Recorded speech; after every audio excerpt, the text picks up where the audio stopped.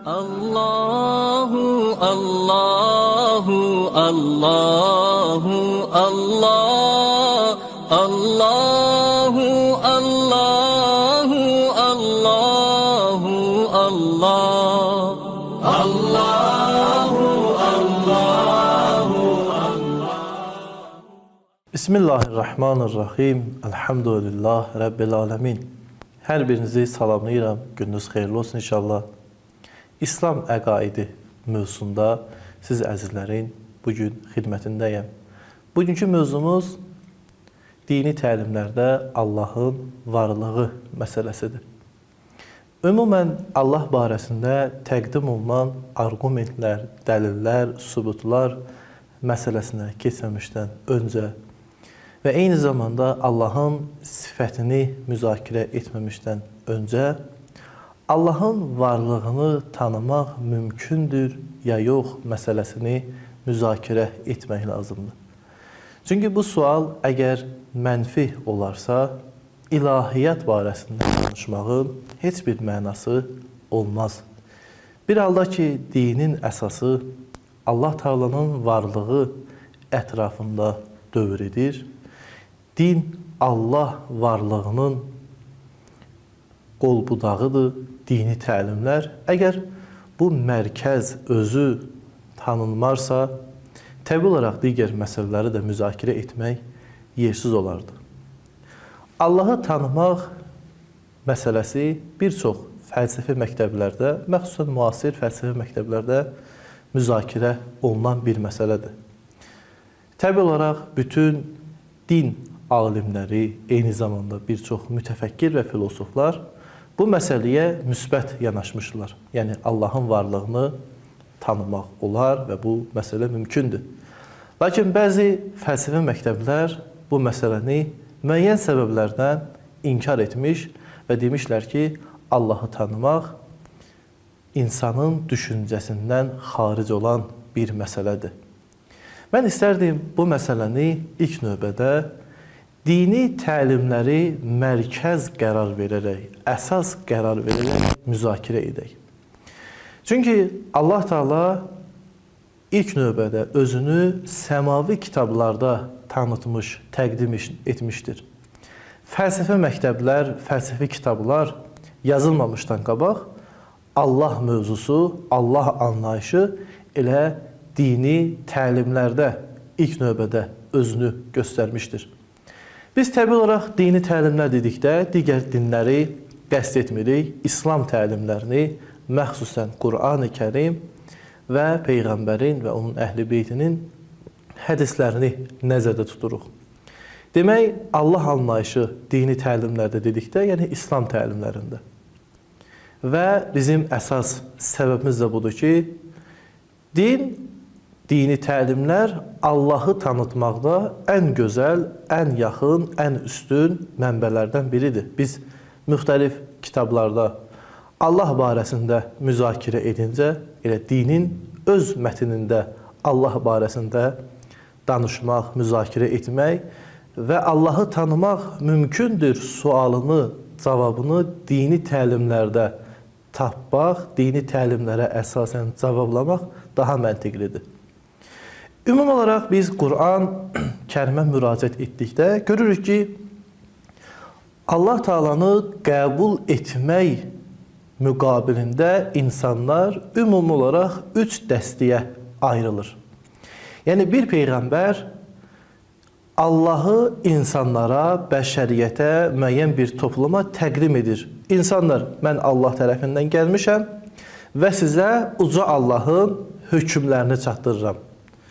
Bu və yaxud buna bənzər göstərişlərin qarşılığında bəşəriyyət hansı reaksiyanı vermişlər?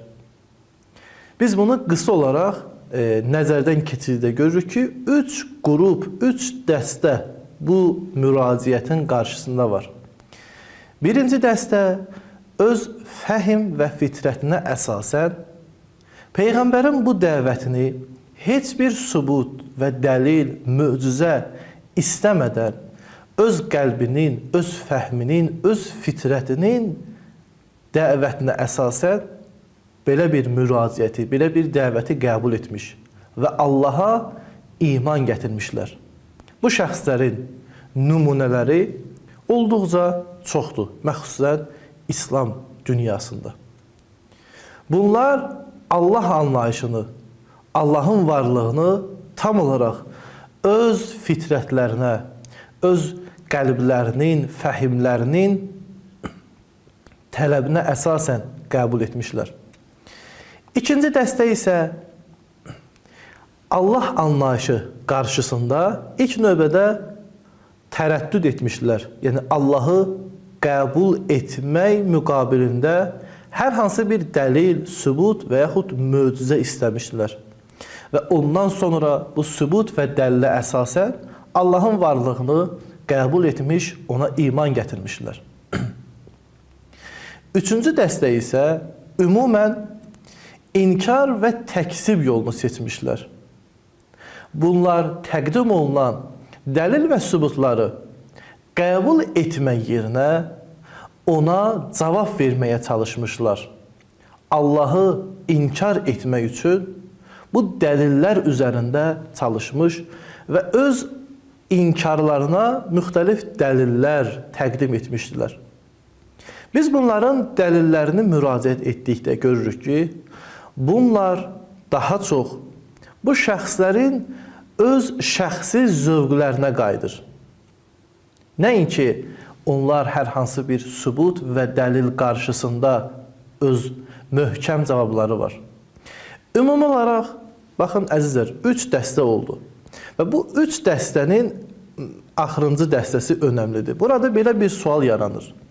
Bunların Allahı inkar etməsi idraki bir məsələdir, epistemoloji bir məsələdir. Yəni öz fəhimləri, idrakları Allahı tanımağa icazə vermir. Yoxsa məsələ tam olaraq başqadır. Biz Quran-ı Kərimə müraciət etdikdə görürük ki, bu məsələlərin, bu insanların daha doğrusu Allahı inkar etmələri mərifət, epistemologiya qayıdan bir məsələ deyil.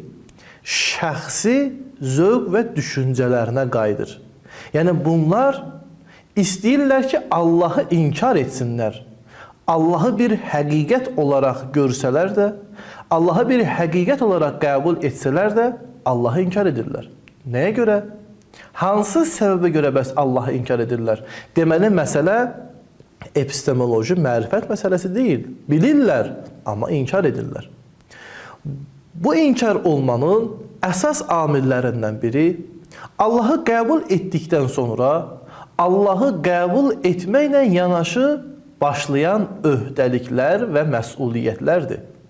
Etik, fərdi, əxlaqi məsuliyyətlər vadar edir ki, bu şəxslər desin ki, Allahı tanımaq mümkün deyil.